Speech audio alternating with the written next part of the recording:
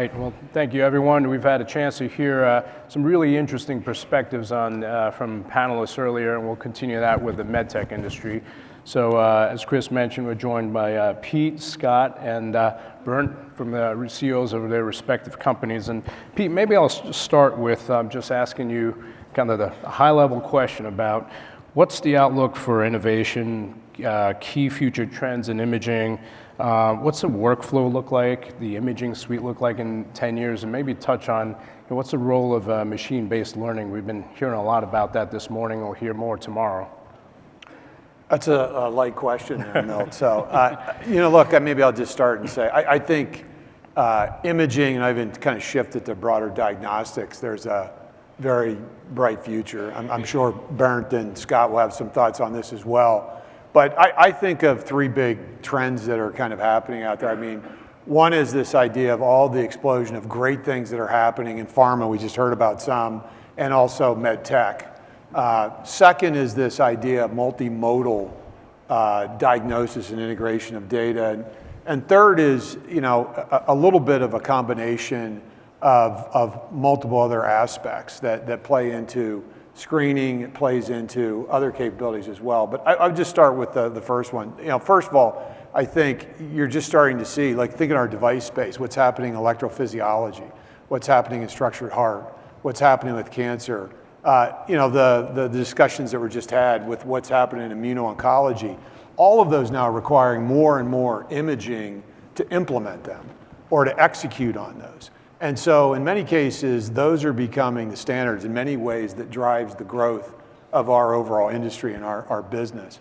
The multimodal, I'm sure we'll talk about this in different aspects, but I think one of the great things that's going on is there's obviously many different modes of diagnosis, and there's many implementations, Milt, to your question on AI implementation into those. But what's exciting is this agent integration across all of those, right? I think Ann spoke about what's going on with pathology, with radiology. Bringing that together is really where the real value unlock is, and I think we're going to see more and more of that into the future. Scott, let me pivot to you if I may, and we certainly know there are a host of challenges with innovation, whether they be regulatory issues or funding challenges or barriers to clinical adoption. And what would you see as the greatest challenges that you face in driving innovation forward, and how do we address those challenges? Yeah, great question, Jim. I think when I look at the macro landscape, and I'm in the cardiovascular world, the big challenge that I think we see is the reduction in funding from the venture capital community. When you think about venture funding, they have 10-year funds, but they want to get liquidity in about a 5-year period of time for any investment that they make. And when you look at the PMA time frame of 4 to 7 years, depending upon the complexity of any given device, you have a really narrow window of overlap. So you look at the cardiovascular landscape, the things that have really moved the needle for patient care globally. You think about Sapien or Watchman, in our case, Solution, Shockwave. These are all VC-backed businesses. And if you think about what's happened in the past 5 or 6 years from a funding perspective, VC funding going into medtech is down by about 50% in that period of time. And of that, about half of that smaller quantum of capital is in the form of debt, which is really only accessible by later stage companies. So you're talking about a fraction of where we were 5, 6 years ago. So, if I had a magic wand, and nobody works harder in Washington, D.C. in our industry than Pete, I would shrink that approval time frame, expand that overlap window, and get more money back into medtech. That would be, other than a Patriots 7th Super Bowl, that'd be my wish. Pete, I'm surprised when you talked about the pipeline. I always wanted X-ray vision glasses when I was a kid. I'm surprised that didn't make it into your outlook here. But Bernd, intersection of imaging and therapeutics. So let's think about theranostics, or imaging. Every one of Scott's procedures uses an imaging device. So how do you see the intersection of those two sectors coming together? Yeah, and I basically want to echo a bit what Pete said, is that, and I would phrase it maybe even a bit aggressively, when we innovate in imaging, we are actually not really innovating imaging anymore. We are innovating how healthcare is done, because imaging is so central. When it comes to early detection of disease, we can do now cardiac CT in a way that you can safely say this is the way. It's maybe the mammography of the coronary, so to say, in the future. When you look at theranostics, when you look at new methods for repairing the tricuspid valve, or when it's about dealing with Alzheimer's, it is about innovating how we deal with diseases, how we manage diseases, and it is.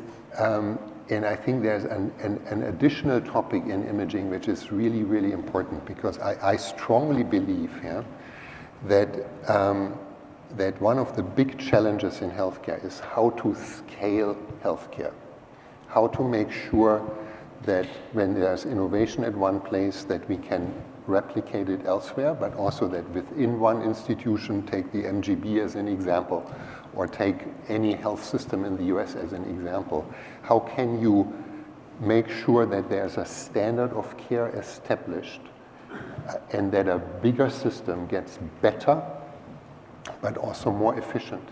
And I think their imaging is also in a key technology, because it shows that technology can make the trick of taking out the unwarranted variations, of spreading with AI and digitalization one way of doing a treatment a recommendation, one way of guiding a treatment, and so on and so on. So in my opinion, when we look at imaging innovation, the real topic is we are looking at healthcare innovation of the future. Let me turn to you, if I may, and certainly over the past 15 years or so, we've seen single device companies really kind of evolve into more companies focused on treating the entire disease continuum.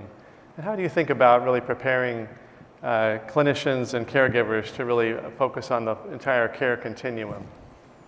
Yeah, no, and again, it does play off of Bernd. Obviously, we're in the same space, and so these level of discussions come up in all different aspects of it. But to your point, there are many companies in our space that make a great individual device. That's kind of how all of us started. They become a collection of it. But the dialogue now is, again, that integration of the multimodal components of it. And in many cases now, the real promise, not even AI, but just actually the bringing of the data to the cloud, the accessibility of the data, so that you can have a longitudinal discussion. I think, the discussion earlier with the leaders here running some of the big systems, this idea of you have a problem. Typically there's a problem in an area, but the benefit's in someplace else. And if you try to solve in these individual areas, you never can kind of break through the financial or the betterment for the patient discussion. It has to have the lens pulled back. And so I think, Jim, to your question, what we see is a lot of these discussions that are really based on, I'm trying to solve this related issue, or we want to maximize and implement this cardiovascular program because we have access issues in this inner city area. Can you work with us on this? And similar to Bernd's discussion, sitting there and actually helping do process mapping and thinking about what do you want to achieve. I'll just give you a simple example. It's like in the Alzheimer's world. So obviously there's 2 new molecules out in therapy that are working. They may not be the best thing we can all imagine for the future. There's tau and other stuff coming. But when you think about that at an executive level in a hospital and you want to implement that, how do you do that? Who do you talk to? Well, therapy teams are going to help you to some level, but do you have an MRI near your infusion center? You're going to have a PET scanner. Do you want them to come downtown, or do you want them to be on the outskirts? How do you think about that? How do you train people to do that? How do you actually manage that process? Many, many cases, this is where I think companies like ours in a multimodal scenario are having much more of a problem-solving discussion than this is this product with this set of features. Thank you. Maybe Scott or Bernd, any additional thoughts in that respect? First of all, I absolutely agree. Also, I shouldn't, right? There's a few things we can agree on. Yeah, okay. You know, we have some common interests, yeah, or common hobbies. Yeah. But I think this, because this pivotal role, yeah, of imaging information also requires that we overcome some subspecialty organization, yeah, and that also means, yeah, that okay, here's radiology, here's cardiology, here's radiation oncology, here's the acute setting, here's the ambulatory setting, and so on and so on.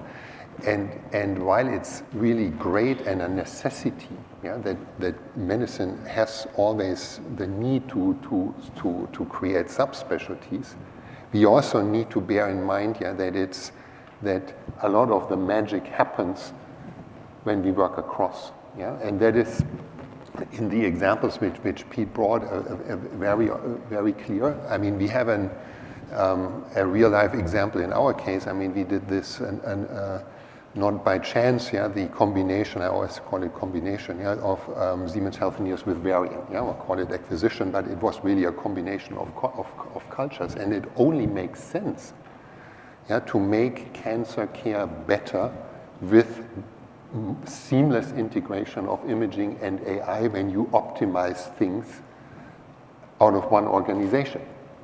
But then you also ideally have a organization on the other side, yeah, which is able to be a resonating ground for the innovation, yeah, and that's similar to the memory clinic, the cardiology practice of the future, and so on and so on. Yeah. So I think this finding out how we become, I always internally call it, how do we use focus, and how do we use the scale of having many foci, yeah, without diluting one of the two, is one of the big topics, I think, not only for a company, but also for health systems. I would just add to it, Jim. First of all, now I understand why I'm in between these two guys. But look, if you look at cardiology, we're kind of an interesting test case for this kind of longitudinal question. When we bought Cordis 4 years ago, the company was decidedly not following this kind of end-to-end strategy. And immediately upon buying the company, we sat down with medical advisors and we stared at the 5 steps of an interventional procedure, from access to diagnose to vessel prep to treat to closing the wound site. And we were staring at where are the unmet or undermet needs that we could deploy capital, and where are we a natural owner of these technologies and these services. And if you look at how the company has changed pretty dramatically in that period of time, I think it is in great measure due to that end-to-end approach and bringing in highly differentiated solutions that allow you to leverage the full portfolio, augment that with medical education and a great commercial and clinical team. And customers are voting with their pocketbook, and it's a dramatic difference from where we were 4 years ago. Which brings us to a great point. How do you pay for all of this, right? So you always have to consider on the payer side, what are the hurdles to paying for new technologies? And I get it. There's a bit of a push-pull here, right? So new technologies, those benefits may not accrue to the patient population 5, 7, 10 years later. And we've seen that with drug-eluting stents and many technologies in the past. But what's the barrier to getting payers to sign on board? Understanding that, Scott, the nature of your business is very different than Pete and Bernd's, yeah, right? But any thoughts on that would be helpful. Yeah, look, payers are constitutionally kind of cautious as it relates to new innovations and new technologies. It's kind of their role in the marketplace. They don't want to pay for something that either doesn't work or doesn't make sense economically.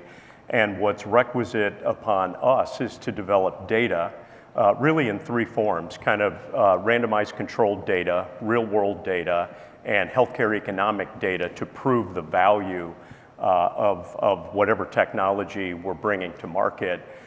In our case, probably the best example is our drug-eluting balloon platform called Solution. We have 4 PMAs going on concurrently. Never been done in our industry before, I don't think. In conjunction with that, a very large European randomized controlled trial, 3,400 patients, and a 10,000 patient registry. All of that targeted at payers to get them on board, but also to help us drive adoption in the commercial marketplace. So not an easy venture, Milt, nor is it cheap, but I think it's requisite upon us as we bring new breakthroughs to market. Pete, Bernd? Yeah, I would just add, I think to the earlier discussion too on reimbursement, Medtech versus pharma, I do think there is an opportunity, and previous both Democrat and Republican administrations kind of had proposals that got halfway there and kind of fell off. But this idea of breakthrough technologies in the Medtech world that will get coding and reimbursement brings more money and value into the system. I mean, this idea of number needed to treat in medical technology, significantly higher than, in many cases, the pharmaceutical outcomes, mainly because you can see the result and what that does to get someone back in the workplace. And so I think there's an opportunity on that side. And then the other piece is incumbent upon us, which is finding, again, back to this end-to-end view, how to take cost out or move actually value in the right places so it does become affordable. Finding ways of driving more productivity or capabilities is an important part for us. And it's not lost on us that most institutions that deliver care make 2, 3, 4, 5, maybe pennies on a dollar of margin. And so if you're buying a large piece of equipment or something, how that works together should be part of the key solution for how you create more value, not just solve better outcomes. It has to do multiple things. Yeah. Maybe one more comment. I mean, it's I think mainly in the business, Pete and I mean, we are not so much in the business of establishing a new method, which then relies on reimbursement. Yeah, I mean, this is basically to some extent the device industry. Yeah, like is more similar to pharma than it is to us. Yeah, because basically, I think 80% of what we are doing is making things more efficient. Yeah, by diagnosing early, helping to guide the procedure, and so on and so on. Yeah.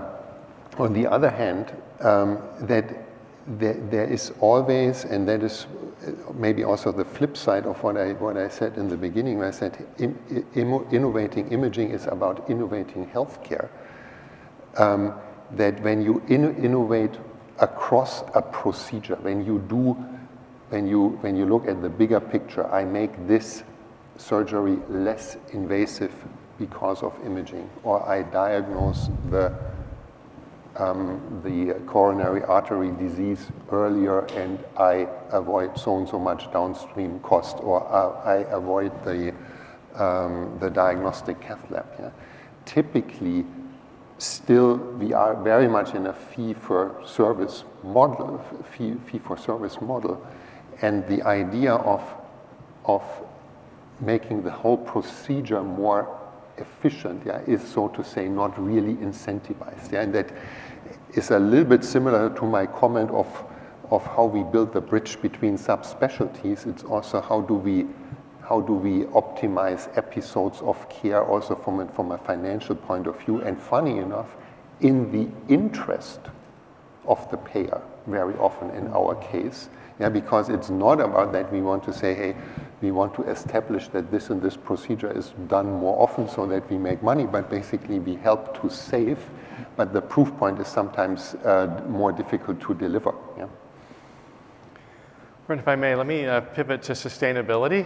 This is a topic I know that as a global company you face in a lot of different flavors, ranging from a tremendous interest in, I'm sure, your European customers, and strangely in the US at the moment, we heard Senator Collins this morning talk about the need to even reframe sustainability to advance continued agendas in that respect. How do you see sustainability impacting the industry? I think it is super important.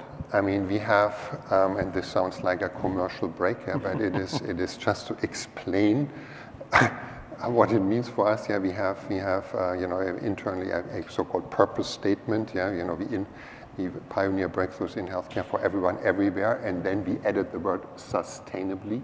Yeah, to say, hey, you know, we really want to make sure that this is sustainable from a medical financial point of view, but also in the more narrow and super important part of the world when it comes to protecting natural resources.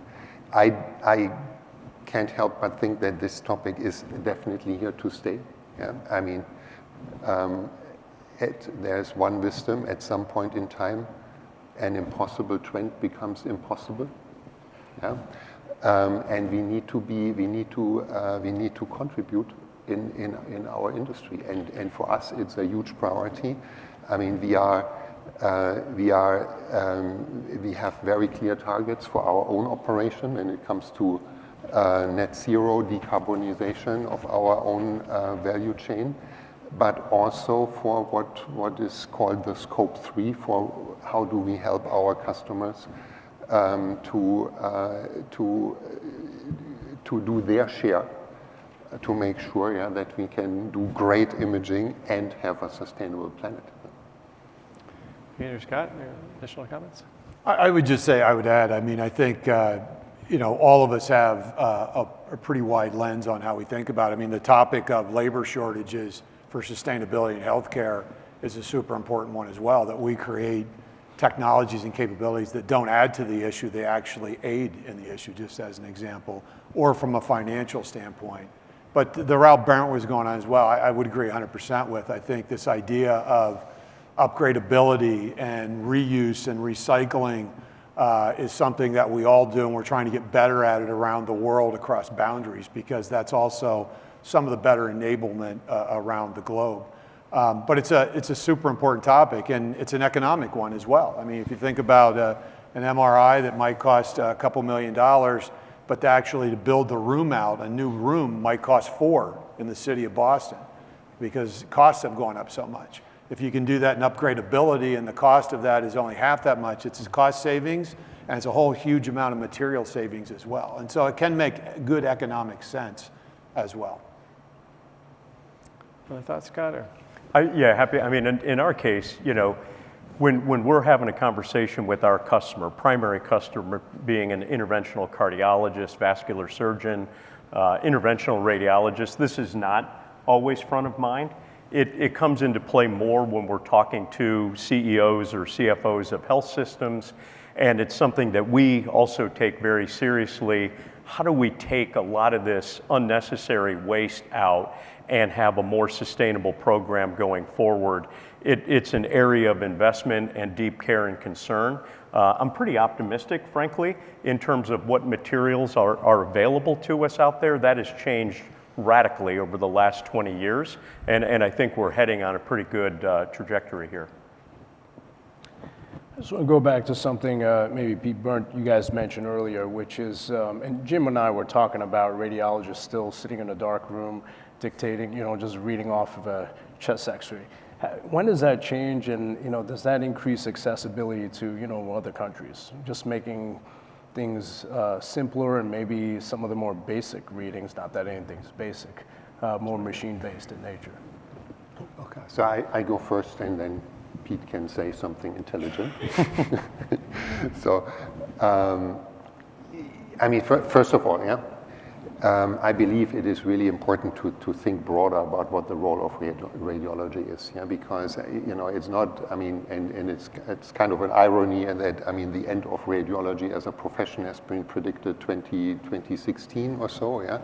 Now, I don't know whether there's any health system here which is not dealing with staff shortage when it comes to radiologists, or something was obviously wrong, yeah, because it's not about pattern recognition.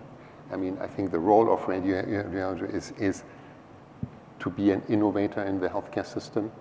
It's an interventional profession. It's a communication profession, yeah, how to it's a convener of the tumor board and so on and so on. There's much more than this one process which sometimes people have in mind. Yeah? So as an aside, yeah? But I think it's really also important that radiologists, when they think of themselves, that they think bigger than I'm really good at differentiating grayscales. Yeah?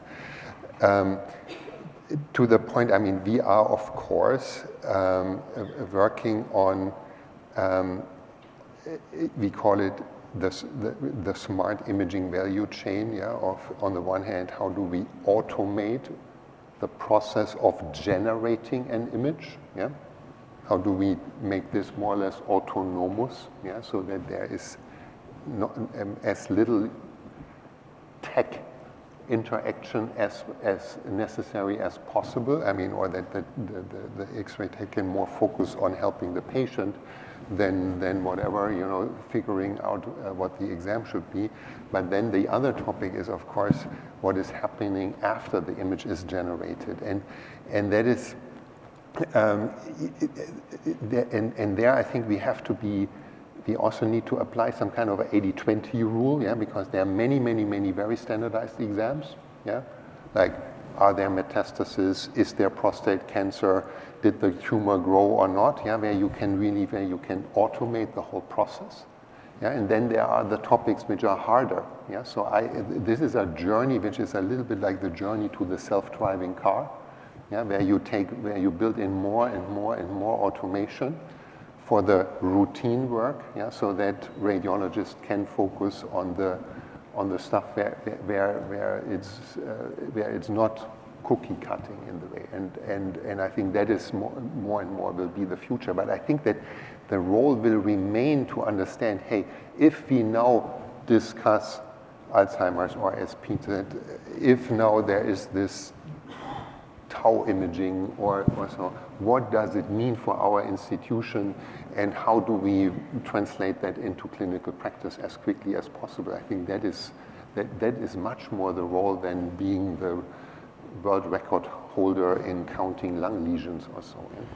Yeah, and I would just I would add to Bernd's point. I mean, I think we see this in our sector pretty clearly, just because of the lens that we have, that a radiologist of the future really is kind of a chief diagnoser, and it is a multimodal play. And there is a lot of concern in our industry about, you know, is an AI algorithm going to take away my reading of this film? When really the focus should be, it's going to help you get that much better, but you're going to be the facilitator of these 5 or 6 modalities to get actually a better decision. And there's going to be more and more demand placed upon the discipline. I also think there's going to be more of a proliferation in a good way of these technologies out of radiology into the hands of primary caregivers. So, you know, one area that we're super excited about is handheld ultrasound. You look at a handheld ultrasound today, about this big, the life capabilities, what it can do, it has the power of what the best system had 10 years ago. And so when you go to see your primary care physician to get a physical, it hasn't fundamentally changed since the time your grandparents went to get a physical. And so every primary care physician using a handheld ultrasound to assist in the diagnosis and assist in your physical, what they can see, what they can do, you know, that's one of the very exciting things, not just here in Western worlds, but obviously in developing markets, this is a big focus of many different areas. So I think you're going to see multiple aspects of it, which, again, I think are going to be quite exciting. So other than ultrasound, anything else on the horizon there? You think, you know, we're seeing it a little bit in cardiac monitoring, right? Post-acute care, patients with heart failure come out. Other than ultrasound, maybe, you know, ophthalmology, anything in the retinal space, but just trying to think what the next 10 years looks like here. I mean, there's quite a bit of things, obviously. I mean, I just hit monitoring, and you guys, I mean, I think monitoring is another area that's super ripe for innovation. I think we all know, you go into a hospital, you see monitors everywhere. Most people in the business know this, but most people don't. All that data, once it gets to the right side of the screen, is gone. Archiving that data in wearable monitors while you're in the ICU happens. When you get into the ward, not so much. When you get to an ultra site, less. When you get to home, that's disconnected. Obviously, there's different home scenarios that are happening today. But the more that that actually can be converted into algorithms that can be predicting, that says, you know, Pete's going to actually have an episode in 20 minutes and you can have someone come in predictable, that's a game changer on how you use monitoring data. And there's different aspects of that that's taking place today. But obviously, this is one of the things I think in the near future across really all markets that this can be a big advantage. Yeah, and I think up-leveling is something that we can do, partnership with the two companies to my left and right. You know, you look at where the variability comes from in a cardiovascular procedure. There's two primary areas. One is whether or not the vessel has been properly prepared. We can quantify that. They can quantify it, frankly. And whether or not you need to do a spot stent in this quest to leave less or no metal behind, highly relevant to the technologies that are both out there and forthcoming. So I think there's really cool partnership opportunities to, you know, kind of improve the distributed bell curve of care around the world, kind of as Bernd was talking about earlier. And maybe one more thought on this. Yeah? I mean, when I said in the beginning that, I mean, innovating imaging is basically about innovating healthcare, and where I made this second part of the statement was that imaging is, when it comes to scaling medicine, a front runner. Yeah? And we can also observe this, yeah, because in 2016, why did someone predict that, you know, radiologists are not needed? Because AI, the first topic in healthcare was the image, because the image is a very standardized piece of information. Yeah? It's a DICOM, it's pixel data, yeah? So there's not much variability. And now, 8 years later, with the advent of LLMs, yeah, the same discussion, yeah, starts everywhere, also in the other specialties. Yeah? And I believe this topic of how do we use AI to standardize certain aspects of imaging in the entire value chain is just a model for what is also happening on the therapeutic side. Yeah, because when you look today, I mean, an interventionalist, and I have a lot of respect for them, yeah, but basically, I mean, you are training a craftsmanship in a way, yeah? And the question is, will really in the future people go to work with self-driving cars where we have all this figured out to then manipulate wires and look at image information and so on and so on? Or is there a smarter way to connect the topics and also kind of automate, or let's say, instead of automation, call it, make it robotic assistant? Yeah? And I believe that what we do in imaging in terms of digitalization, automation, making the systems more autonomous is just at the beginning of how we do things also in the therapeutic specialties and in very different areas of medicine. Yeah? Yep. Or maybe building on your comment about large language models, you know, certainly the world has gotten a bit confused as to what is a medical device and what isn't a medical device, because we were marching along pretty well understanding that distinction until large language models, foundation models kind of came to fore. As global companies, how do you navigate that? You know, you've got different regulatory requirements with that confusion in this country, and I'm sure in other countries as well, and yet you have to make your bets as to how you're going to develop things given that uncertainty. What is that? How do you navigate that? Very carefully? Well, there's silence, so I go first. So, I mean, it is definitely, you know, a topic. I mean, first of all, yeah, it's certainly not easy.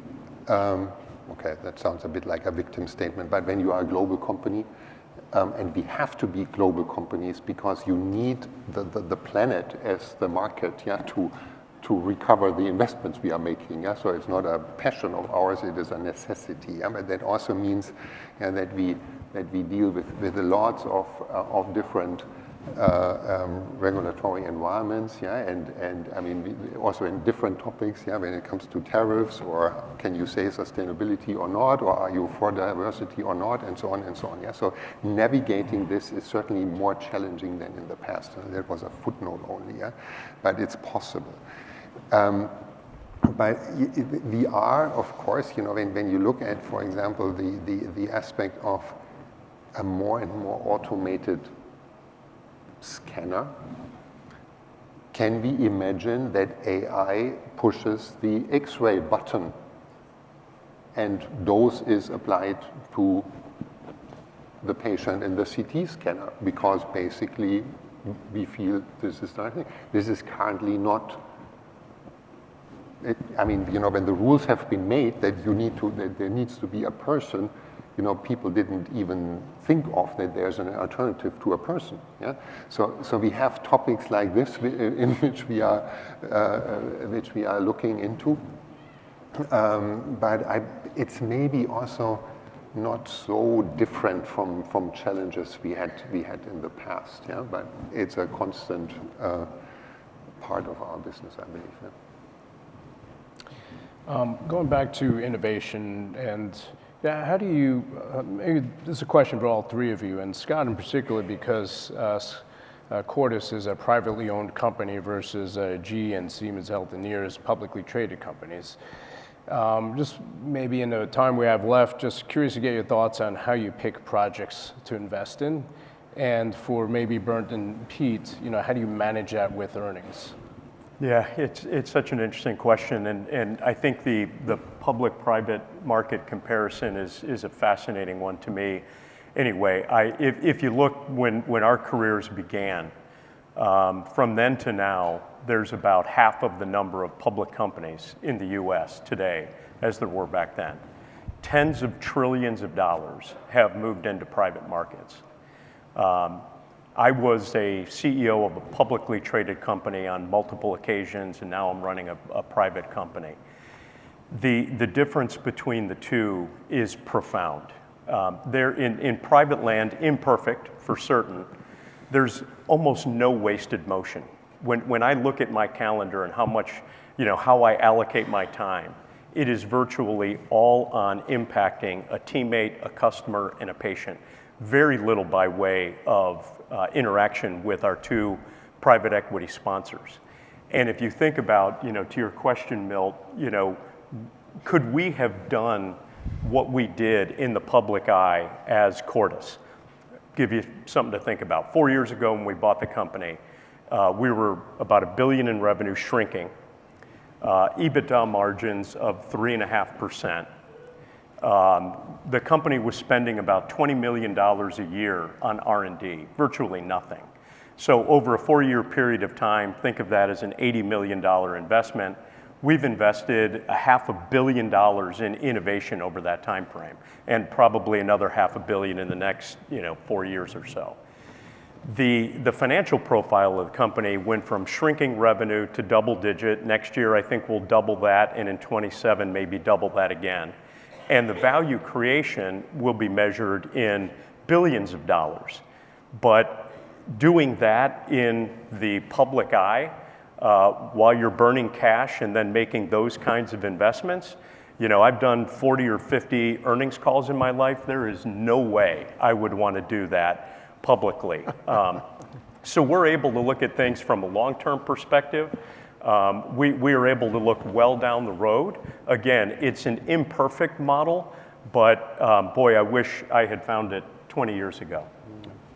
And Pete, I assume your line of business in Bernd, that's tough to be a private company. So maybe there's a... Yeah, look, we came out as a public company right out of GE 3 years ago. Big focus was to move significantly more money in R&D because fundamentally we had probably underclubbed it over that time period. And a big part is your capital allocation strategy with your investors, being very candid about what you're going to do so those can be aligned with you. But there's moments when I'm envious of Scott. We get to have every 3 months a fun dialogue, whether things are going well or they aren't. But I think the most important thing is which is again back to your culture, your board, and your focus is if you're focused on your patients, you're focused on customers, and you do the right thing there. Ultimately, in this business, it's going to be the right thing for investors. Easier said than done, but keeping that focus is super critical. And so back to your R&D question, we probably were a company that within quarters and years, would squeeze here and there. We pretty try to put a halo over the R&D. So the very last thing you're going to cut is that. You're going to find 100 other ways to be more productive, because that innovation is the lifeblood, not only for transforming our company, but making a difference for a patient. And that's what we've been trying to do. Yeah, I would echo. I mean, Pete and I went through similar experiences, of doing an IPO. Yeah, so I mean, for us it was a bit earlier. So it was almost like we needed to explain not only the company but also the industry. Yeah? But I think what has worked very well is that innovation and R&D spending is not seen as a cost but as an investment. Yeah, and I mean examples in our case, like the photon counting CT, we are very proud of. Yeah. I mean, this has been a program we started 20 years ago. Yeah? So, and it was possible to do in a public environment, and that might have been harder, potentially, I don't know, yeah, in a private equity situation. Yeah? And we have similar topics going on right now. Yeah? Or also, I mean, the acquisition of Varian, yeah, or the combination. I mean, this is it's so to say a $16 billion bet or investment, yeah? And for the long term, yeah. And of course, you need to take your investors along, but that's also good. Yeah, I mean, of course, not when you have that discussions every 3 months, and now everybody wants to know what's going on in China, how do the tariffs affect you, and so on. The short-term noise, yeah, you have to live through this, yeah. But in the end, the real topic is to explain how the company works, what is the long-term topics you want to get right, and why. And I think I think Pete and also I hope we have shown, yeah, that it resonates. Thank you. That brings us to the end of our session, and we really appreciate the time and energy you all put into it, share with us today, and thank you so much. Thank you. Thank you. Thank you. Thanks, Jim.